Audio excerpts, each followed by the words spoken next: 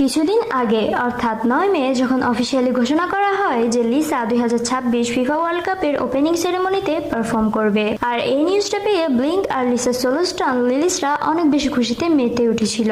ভাই, ব্যাপারটা তো এতটুকু পর্যন্তই ঠিক ছিল। আমার মাথার তার তো তখনই কেটে গিয়েছে যখন দেখলাম কিছু ব্লিঙ্করা লিসার সাথে জংকুকের তুলনা করছে। এখানে জংকুক আর লিসার ভূমিকা পুরোপুরি ভিন্ন। লিসা মূলত একজন আমন্ত্রিত গ্লোবাল হেডলাইনার হিসেবে পারফর্ম করবে এবং তার সাথে একই অনুষ্ঠানে কেটি পেরি, রেমা, টাইলা এবং ফিউচারের মতো এক ঝাঁক আন্তর্জাতিক তারকা পারফর্ম করবেন। এখন জংকুকের কথায় আসি। 2022 সালে জংকুক কিন্তু জাস্ট একজন আমন্ত্রিত শিল্পী ছিলেন না। ফিফা প্রডিউসাররা তাকে রিকোয়েস্ট করেছিলেন বিশ্বকাপের মেন অফিসিয়াল গান ড্রিমার্স গাওয়ার জন্য। জংকুক একাই ছিলেন পুরো অনুষ্ঠানের মেইন আকর্ষণ এবং হেডলাইনার। এক কথায় জংকুক ছিলেন ওয়ার্ল্ড কাপের মূল ফেস, যেমনটা একসময় শাকিরা ছিল। সোজা কথায় লিসা এবার যাচ্ছেন অনেক শিল্পীর মাঝে একজন স্পেশাল গেস্ট